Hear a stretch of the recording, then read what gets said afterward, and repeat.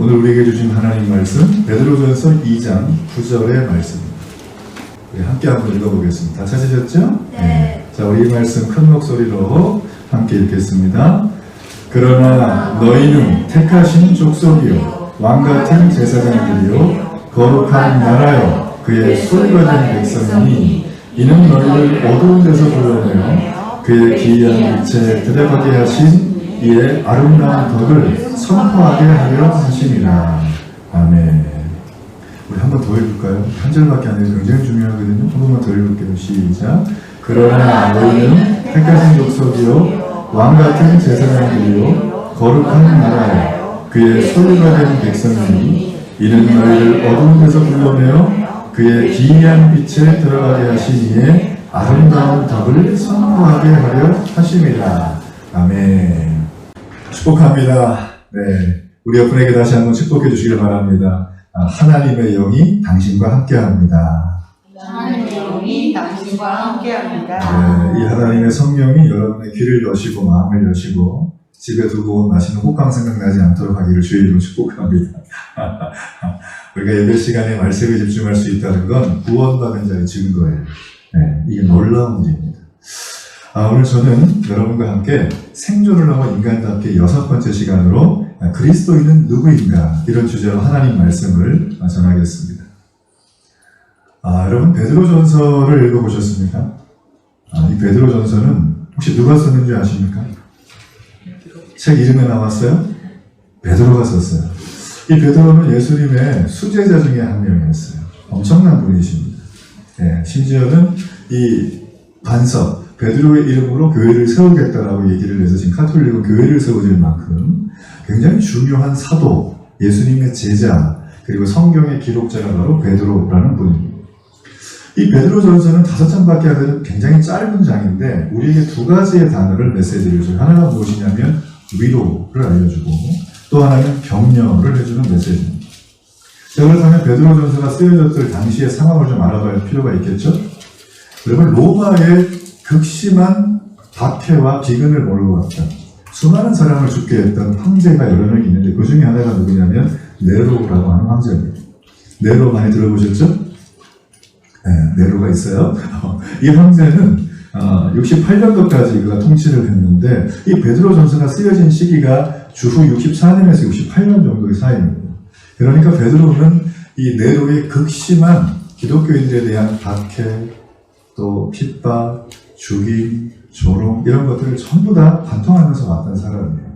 자, 그 사람이 지금 이 베드로전서를 쓸 때 이 베드로전서가 속해 있는 오늘 읽진 않았지만 우리 베드로전서 1장 1절에 보면 이 편지의 수신자가 있습니다. 수신자가 누구냐면 본도, 갈라디아, 갑바도기와 아시아, 비두아에 흩어진 나그네라고 했어요. 여기서 말하는 여행객 나그네를 말하는 게 아니라 당시에 소아시아 지역에 흩어져 있었던 여러 교회들에게 오늘 베드로는 베드로 편지를 띄우고 있는 것입니다. 그 주제는 바로 무엇이냐면 네로의 핍박과 갖은 고난 속에 우리의 믿음을 잃으면 안 된다. 예수 그리스도의 도를 믿는 이 신앙이 얼마나 우리에게 생명과 위로와 기쁨인지를 오늘 베드로는 이 편지에서 우리에게 역설을 해주고 있는 장면이에요.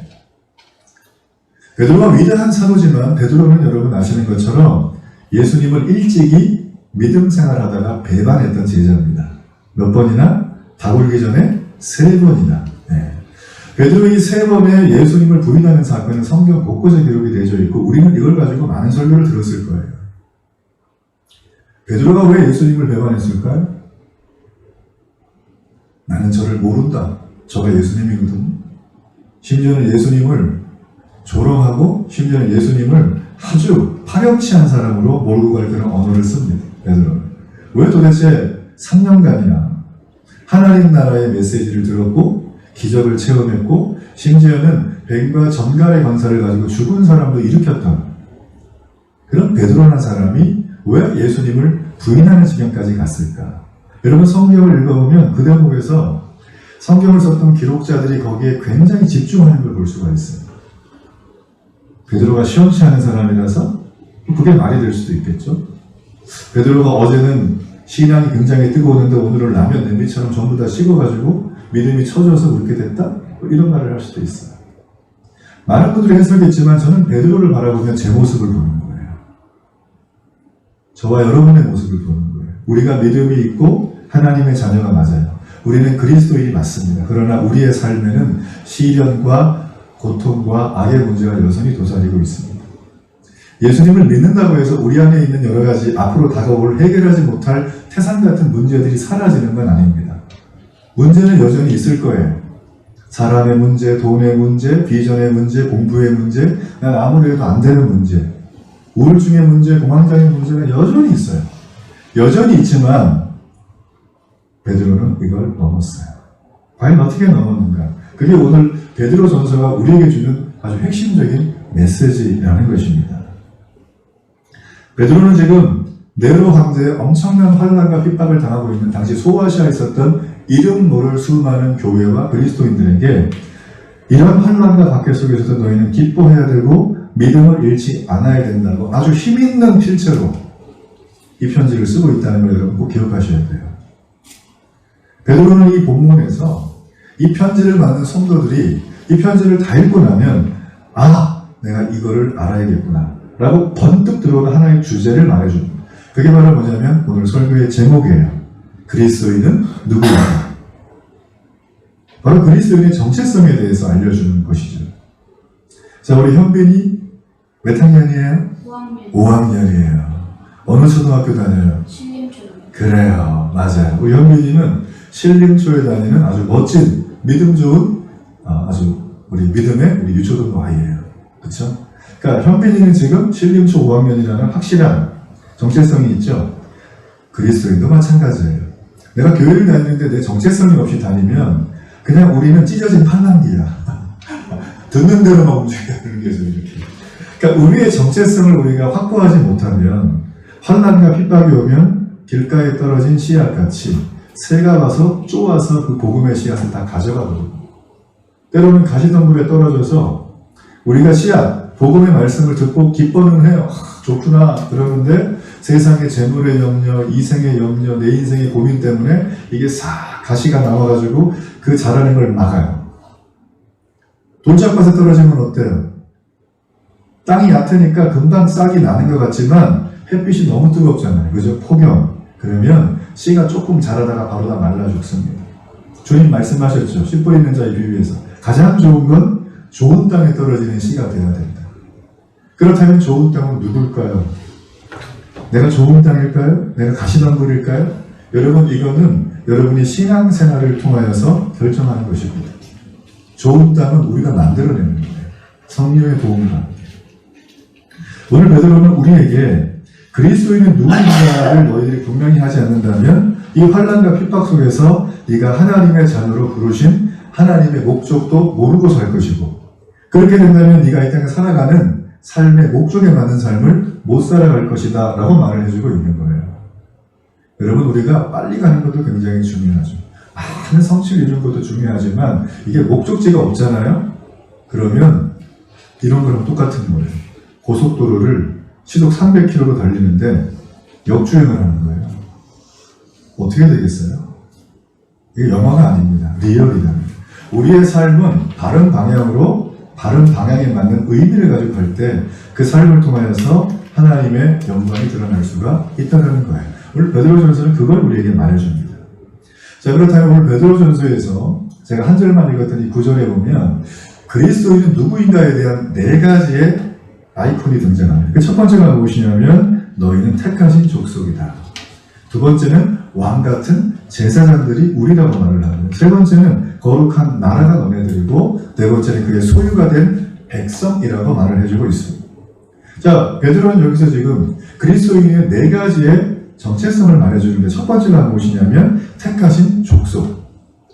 택하신이라는 말에 나오는 것처럼 이건 선택을 의미하는 겁니다.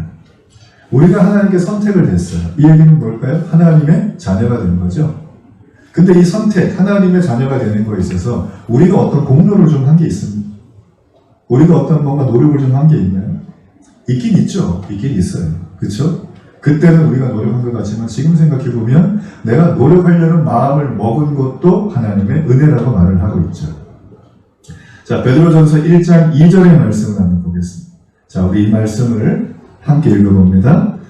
곧 하나님 아버지의 미리 아심을 따라 성령이 거룩하게 하심으로 순종함과 예수 그리스도의 핏부림을 얻기 위하여 택하심을 받은 자들에게 편지하노니 은혜와 평강이 너희에게 더욱 많을지어다. 그렇죠. 여기 보면 하나님이 우리를 미리 아셨대요. 과거죠, 이거는. 그죠? 그리고 성령으로 우리를 거룩하게 하셔서 그리스도의 핏부름을 얻어서 우리가 택함받은 자로 우리를 살게 하셨답니다. 그래서 우리에게 은혜와 평강이 있다고 말을 하고 있어요. 여기서 아셨다는 얘기는 우리를 사랑하셨다는 거예요. 우리를 그냥 너 이름이 이거구나? 알았어, 이게 아니라 우리를 사랑하시는 거예요. 우리를 사랑하시니까 하나님이 전부 아시는 거예요. 그럼 이 사랑을 언제부터 하셨을까요? 오늘 이 본문 이 이전의 말씀 근거에서 보면 이 땅이 만들어지기도 전에, 조금 더 넓혀서 이 우주가 만들어지기도 전에, 조금 더 넓혀서 태초가 아예 있기도 전에, 시간, 공간, 물질이 조성이 되기도 전에 하나님은 우리를 아시고 사랑하시는 관계 속에 두셨다는 거예요.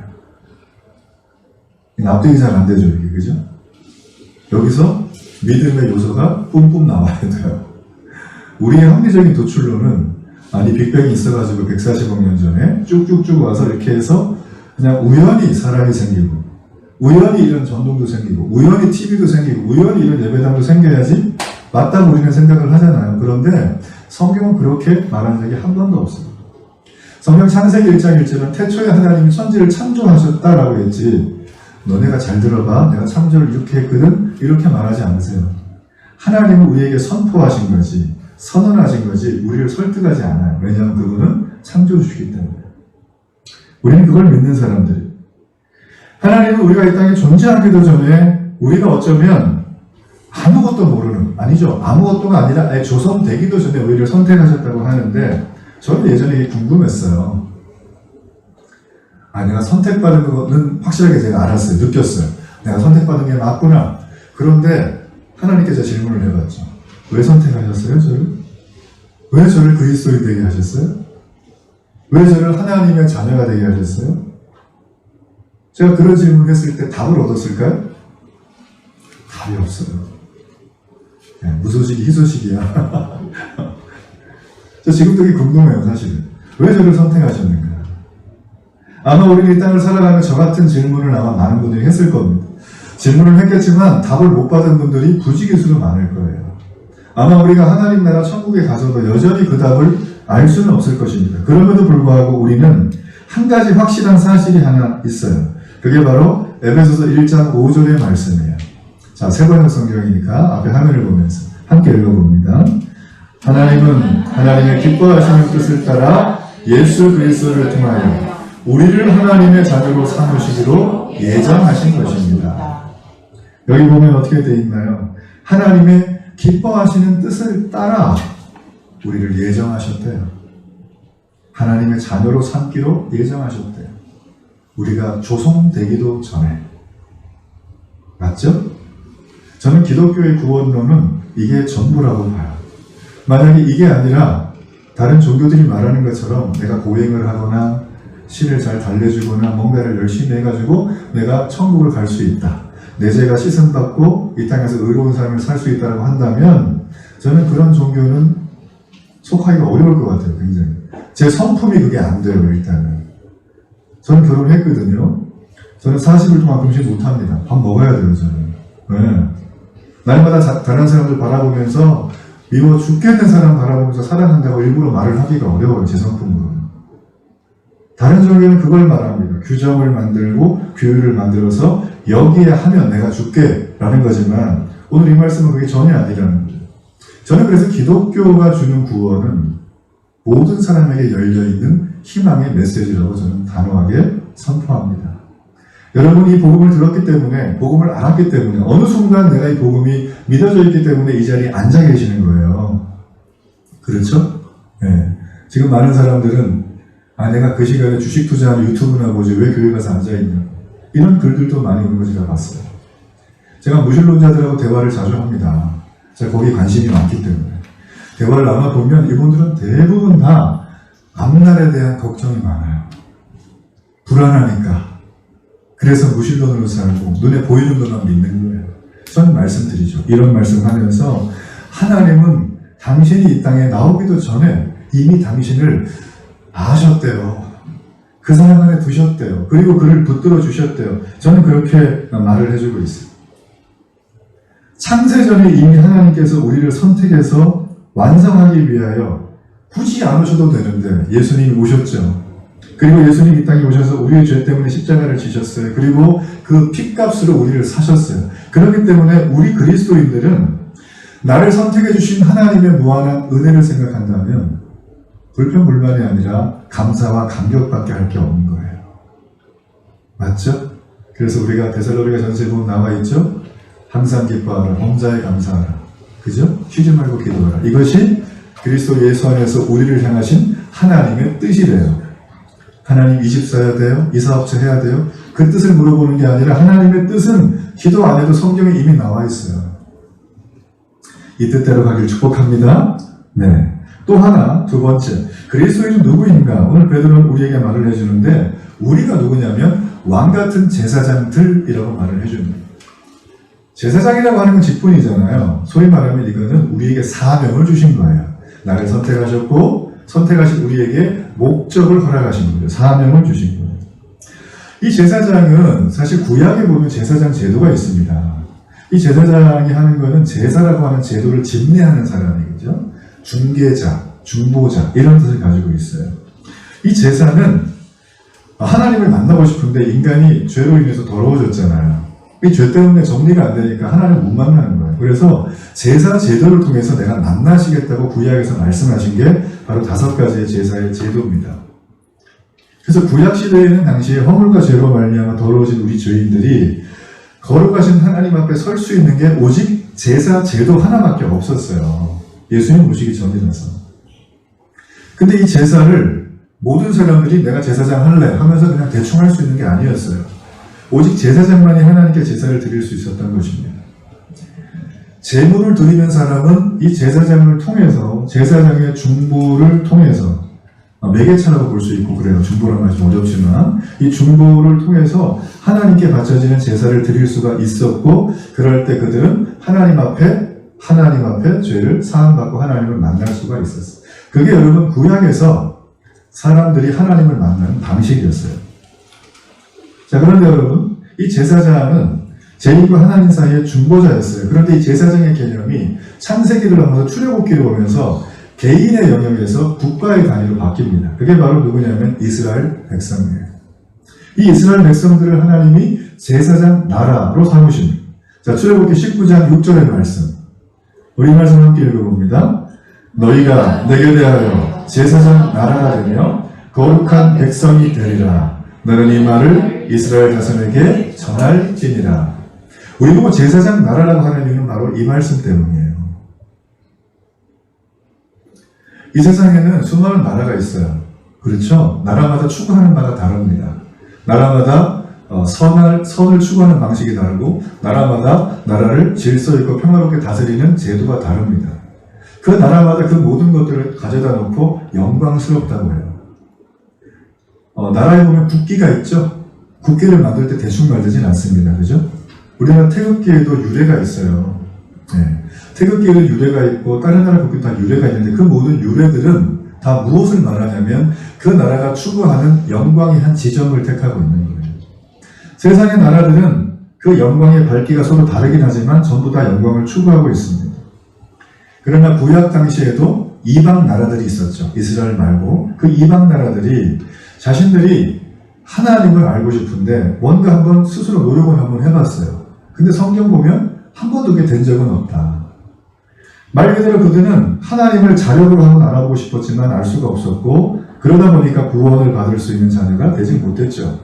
그래서 하나님이 그냥 내버려 두면 안 되니까 이스라엘이라고 하는 하나의 백성, 나라를 택하시죠. 그래서 그들을 통하여 이방 나라를 바라보며 이 이스라엘의 덕스러운 모습을 통해서 하나님의 구원을 알게 하신 거예요. 그런 점에서 이스라엘은 이방 나라와 하나님 사이를 중보하는 제사장 나라가 되는 것입니다. 그런데 이스라엘에 문제가 있죠. 우리가 다 아는 것처럼 이스라엘은 그렇게 완전한 나라가 아니었어요. 그죠? 굉장히 불완전했어요. 그래서 성경은 이스라엘을 하나님을 비춰주는 그림자라고 했어요. 실체가 아닙니다. 또 불완전하기 때문에 실체이신 예수님이 오셨어요. 십자가에 죽으셨죠? 다시 살아나셨죠? 그래서 예수님께서 이스라엘의 육신의 이스라엘, 혈통적인 이스라엘이 아니라 영적인 이스라엘을 세우시고 그걸 가르쳐서 명령하신 단어가 한번 따라해보세요. 교회. 네. 우리가 있는 교회가 예수님이 직접 너희는 영적인 이스라엘이 제사장 나라야 라고 사명을 준 곳이에요. 교회는 그래서 한 명이 모여도 영광스럽고 만 명이 모여도 영광스러운 거예요. 아멘? 이게 교회인 거예요. 저는 이 영광 때문에 여기에 교회를 세운 것입니다. 그래서 구약에는 이 이스라엘이 제사장 나라가 돼서 이방인들을 하나님께 돌아오게 하는 중재자 역할을 잘했다면 신약에 넘어와서는 이 교회가 하나님과 이방인들 사이에 지난 2000년 교회 역사 속에서 중재자 역할을 해왔던 거예요. 그게 잘 안 됐기 때문에 1500년도에 종교개혁이 한번 일어났죠. 그래서 다시 한번 중재자 역할을 할 수 있도록 우리에게 보여주신 것입니다. 어떤 분은 그러죠. 성경에서 말하는 진정한 중보자는 오직 예수 그리스도 그분밖에 없지 않습니까? 중보자 예수, 맞는 말입니다. 여러분 그렇지만 하나님은 이 교회의 중재자적인 역할을 통해서 이 지난 2000년 동안 수많은 사람들에게 하나님의 진리가 이거다. 어둠을 몰아내고 빛을 주신 분이 이거다. 세상에 싹건 목자가 많지만 나는 선한 목자라라고 주님은 우리에게 이 교회를 통하여 말씀을 해주셨다는 거예요. 그래서 이 세상은 이 교회를 통해서 하나님께로 돌아오게 되어져 있습니다. 예수님을 먼저 만난 우리가 내 주변에 있는 사람들, 아직 예수님 모르는 사람들, 하나님의 자녀가 되지 않은 사람들, 그 민족과 그 국가를 위해서 그들을 위해서 기도해야 될 이유가 바로 여기에 있는 거예요. 우리는 하나님의 교회로 부름을 받은 것이죠. 그래서 우리는 이 땅을 살아가며 하나님의 자원, 하늘의 자원, 그러니까 이 땅의 자원을 전부 다 사용해서 뭘 해야 될까요? 이 세상이 그리스도의 품으로 돌아올 수 있도록 우리의 사명을 다하는 것입니다. 그것이 바로 그리스도의 정체에서 두 번째 얘기고요. 세 번째는 무엇이냐면 바로 우리를 거룩한 나라로 부르셨어요. 거룩한 나라. 나라하고 거룩하니까 뭔가요? 뭔가 거룩함은 구별되었다는 뜻이죠. 더러운 것과 구별된 게 바로 거룩함이에요. 내가 깨끗하게 흰옷을 입었는데 진흙을 묻혀가지고 몸에 바르고 그러지 않죠. 잉크를 들어서 몸에 뿌리지 않습니다. 그죠? 하얀 유리잔에 깨끗한 생수가 있는데 만년필 잉크가 한 방울 그만 떨어져 버렸어요. 그럼 그 물은 마실 수 있는 물이에요? 마실 수 없는 물이에요? 마실 수 없는 물이에요. 거룩이란 그런 거예요. 거룩은 세상과 구별된 삶을 사는 거예요. 여기서 말하는 세상이 더럽다는 게 아니라 세상은 날 때부터 죄인이라고 말을 했기 때문에 우리는 거룩한 삶을 살아가야 되는 것이죠. 이 말은 다른 말로 하면 우리는 하나님께 드려진 제물이라는 뜻이에요. 하나님께 바쳐진 제물이에요. 여러분 제물이 자기 주권이 있습니까? 제물이 내일 하면 안 돼요? 이런 얘기 할 수 있나요? 제물은 드려진 거예요. 자, 드려졌다면 이게 오늘날 버전으로 말하면 바로 이겁니다. 우리는 하나님을 위하여 봉사하게 지음받았다. 자원봉사는 아니에요. 하나님 페이도 줘요. 걱정하지 마세요.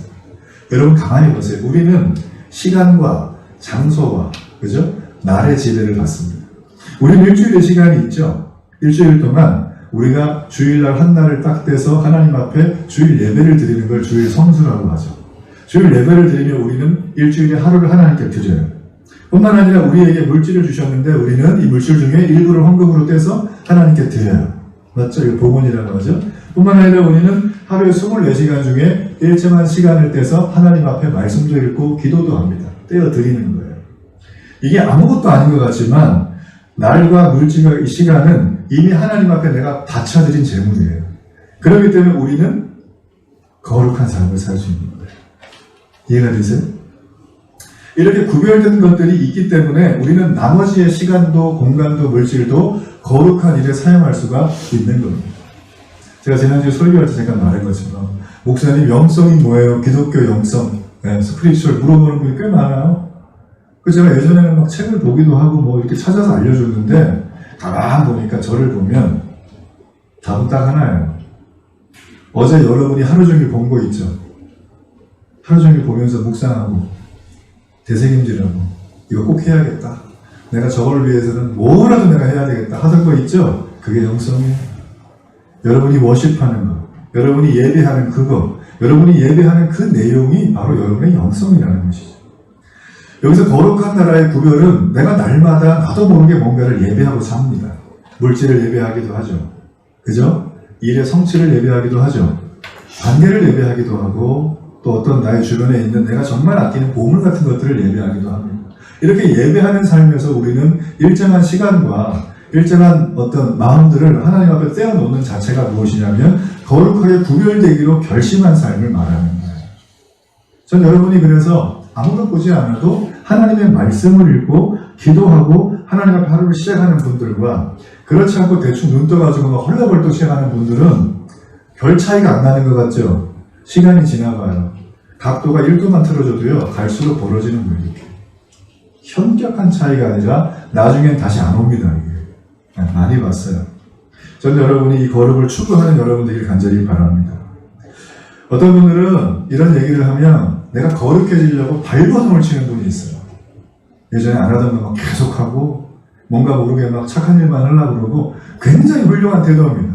근데 여러분 제가 여기서 한 가지 더 말씀드리고 싶은 건 우리는 거룩을 추구하는 존재이지 내가 노력해서 거룩을 얻어내는 존재가 아니에요. 이미 우리는 거룩해요. 왜냐하면 그분이 오셨기 때문에. 선택하셨잖아요. 맞죠? 그래서 우리는 이미 거룩한 존재가 된 거예요. 그러니까 우리는 거룩을 획득할 필요가 없고 거룩을 누리는 거예요. 거룩을 누리는 거예요. 이스라엘은 거룩한 나라였어요. 겉으로 볼 때는 세상 나라들과 이스라엘이 별 차이가 없죠. 보기에는 백성도 있고 땅도 있고 뭐 주권도 있고 다 있었어요. 근데 실질적인 하나의 차이는 이스라엘의 왕은 하나님이에요.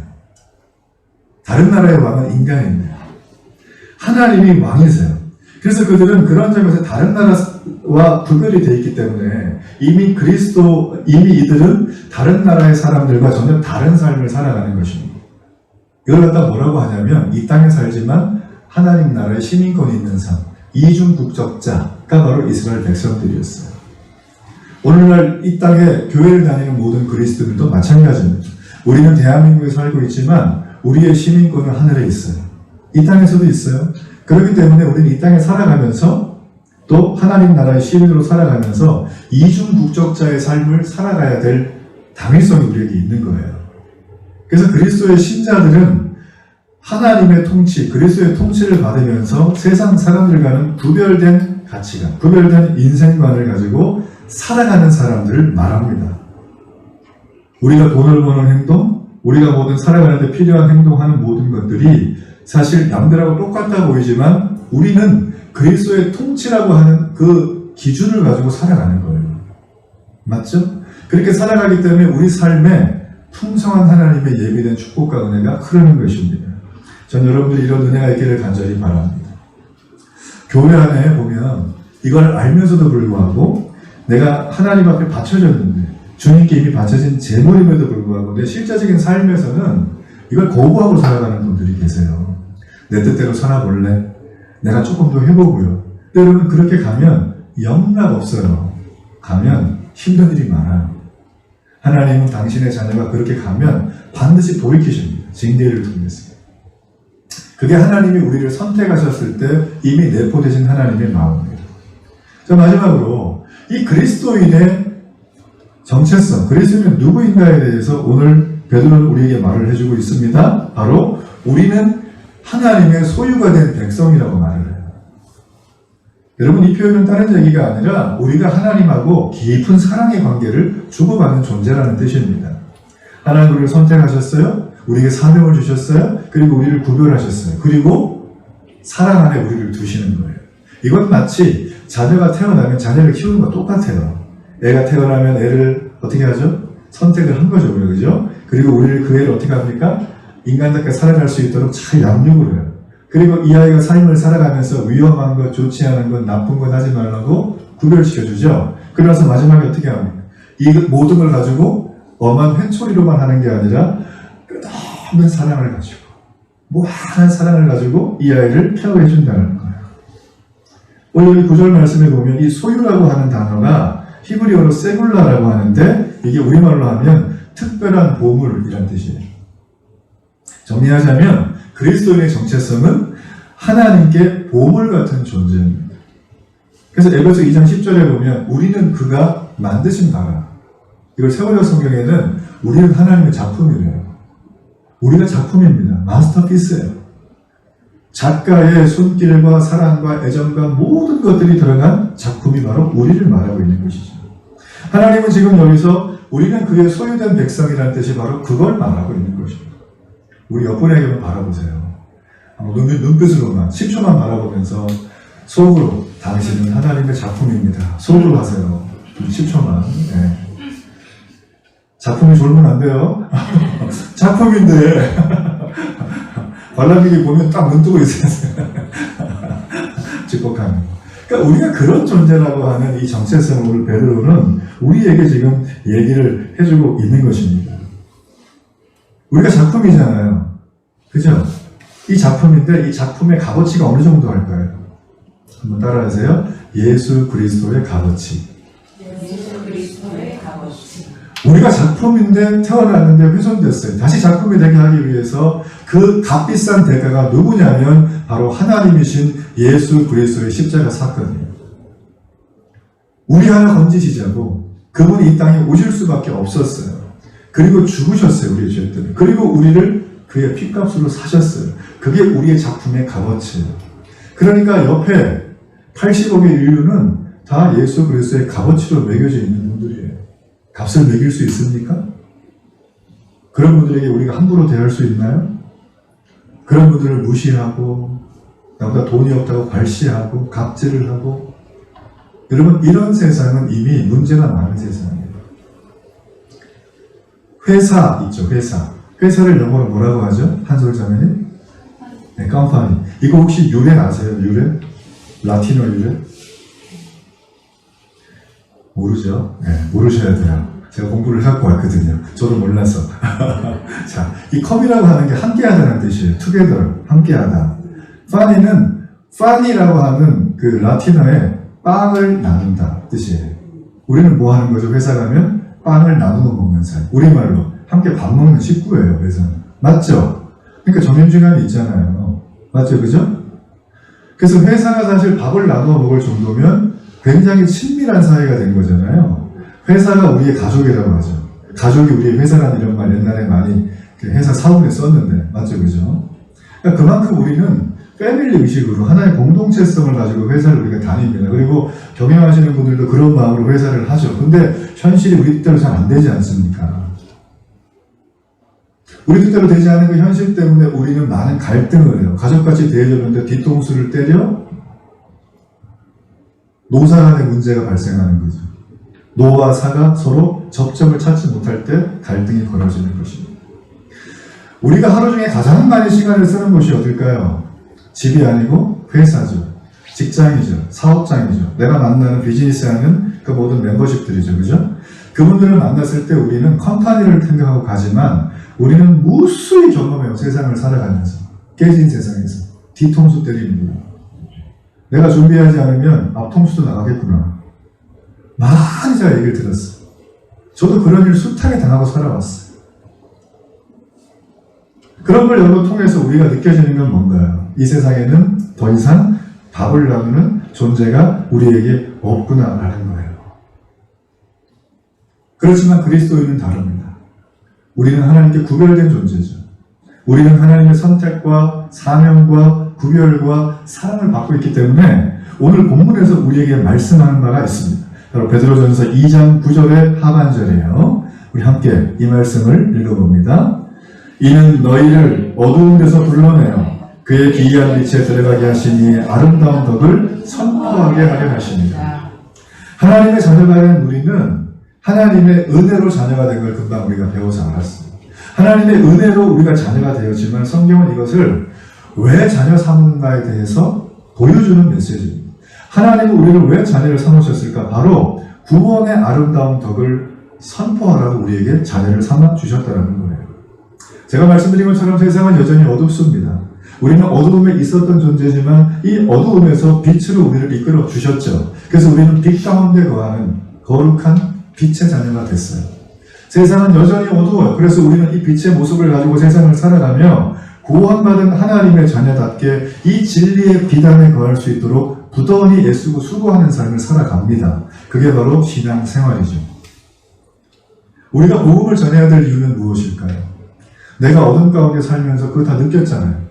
제가 말씀드린 것처럼 우리가 작품인데 작품이 훼손돼가지고 작품끼리 막 싸우고 경쟁하고 과다 출혈하고 아무리 해도 기쁨이 없고 컴퍼니인데 빵 지네끼리 먹고 우리 나 안 주고 이런 거 늘 경험했잖아요. 그죠?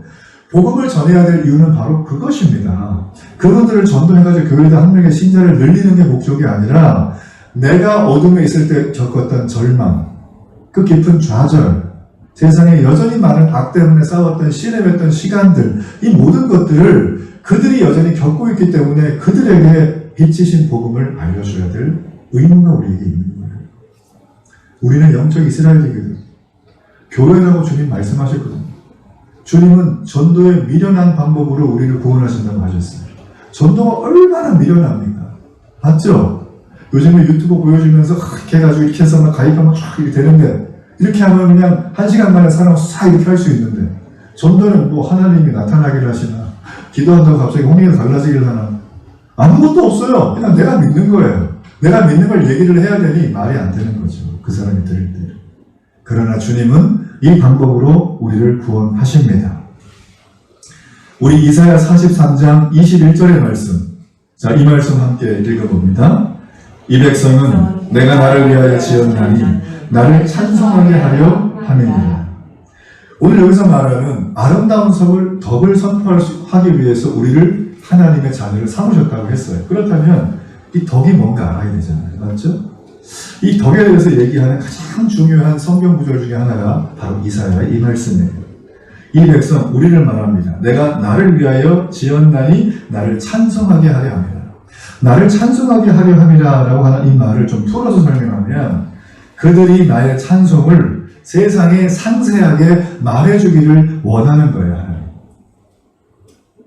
너네만 찬송하지 말고 세상에 가서 나를 좀 상세하게 말을 해주면 좋겠다. 그 얘기를 하는 거예요. 하나님이 우리를 구원해 주실 때요. 하나님이 우리를 너 구원받았어 이렇게 하지 않으셨어요. 하나님의 다양한 성품이 있어요. 공의로우신 하나님, 어떨 때는 사랑의 하나님, 어떨 때는 내 인생의 지혜로우신 하나님, 어떨 때는 나를 건지시는 하나님, 이런 하나님의 다양한 캐릭터들로 우리에게 오셨고 나를 건져주셨잖아요. 그죠? 마찬가지입니다. 이런 하나님의 성품을 우리는 세상에 나가서 일상 속에서 다른 사람과의 관계를 할 때 드러내며 사는 것, 이걸 덕이라고 해요. 1921년도 뉴욕의 할렘가에 아주 악명 높은 최고 보안 등급의 교도소인 싱싱교도소라고 있습니다. 이 교도소에 새로운 교도관이 부임을 하셨는데 이 교도관의 부인이 캐서린 로웨스라고 하는 부인이에요. 이분은 어떤 스타일이시냐면 재소자들 있죠? 그분들을 바라볼 때 아우 저 죄인 하면서 혀를 찬 게 아니라 그들을 어떻게 하면 도울 거라고 생각을 하는 거예요. 어느 날 지나가는데 어떤 재소자가 장님, 시각장애인, 눈을 전혀 못 봅니다. 그래서 이분이 찾아가서 점자책을 구해서 점자를 보는 법을 가르쳐주고 점자 성경책을 주면서 같이 점자 성경책을 읽었어요. 그리고 또 어느 날 지나가는데 어떤 분들이 어떤 그 재소자가 이 귀머거리예요. 듣지를 못하는 거예요. 그래서 자기가 수화를 그때부터 배워가지고 수화로 이 사람에게 성경을 이렇게 알려주는 거예요. 그러니까 이렇게 재소자들에게 점점 찾아가서 그들의 필요한 것들을 채워주니까 이 악명 높은 1급 보안 등급의 교도소에 있는 재소자들이 저 교도관의 부인은 천사다. 하나님이 우리를 사랑하라고 보내주신 천사라는 소문이 쫙 났어요. 그래서 그분이 지나가잖아요. 그럼 재소자들이 그냥 문어같이 누워있다가 벌떡 일어나가지고 그분 한번 보려고 고맙다고 인사 한번 하려고 그렇게 막 했다는 거예요. 그러던 어느 날 1937년도에 불의의 교통사고를 이 캐서린 로웨스라는 분이 당합니다. 그래서 이 교도소 전체에 이 로웨스라고 하는 이 여자분이 교통사고로 인해서 죽었다는 소식이 쫙 전해지니까 수많은 재소자들이 눈물을 흘렸어요. 그날. 다음 날이 되었어요. 이제 장례식장이 교도소 밖에서 이제 진행이 되는데 수많은 재소자들이 옷을 다 차려입고 교도소 문 앞에 서 있는 거예요. 문을 열어달라고. 이걸 바라보고 있었던 임시교도소장이 결단이 필요하죠? 악명 높은 교도소인데 만약에 문을 열어줬다가 안 들어오면 어떡해요? 큰일 나는 겁니다. 그죠? 그렇지만 이 사람은 결단하고 이 사람들에게 한 가지 조건을 냈어. 내가 문을 열어줄 테니 참석한 다음에 오늘 밤까지 반드시 돌아오라. 결과가 어떻게 됐을까요, 여러분? 저녁 정오 시간이 됐어요. 제소자들을 점검하는데 단 한 명의 이탈자가 없었어요. 단 한 명의 이탈자가. 그 뒤에 악명 높았던 이 싱싱교도소는 사랑의 교도소. 많은 사람이 사랑하는 교도소라는 이름으로 바뀌게 됩니다. 어떻게 여기가 이렇게 될 수 있었을까요? 저는 다른 여러 가지 많은 이유를 들 수 있지만 이 여자분이 그 여자의 몸으로 연약하잖아요? 그 몸인데도 불구하고 하나님의 빛 대신 사랑을 실천하는 거예요.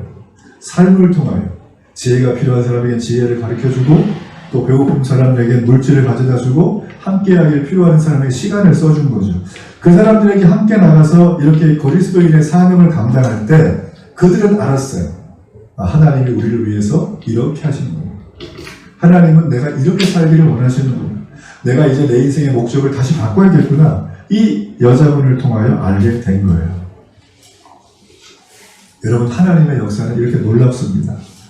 하나님 우리를 선택하셨죠? 우리에게 사명을 주셨죠? 우리를 구별하셨죠? 우리를 사랑하셨어요. 우리는 이걸 가지고 앞으로 그대로 살아가면 돼요.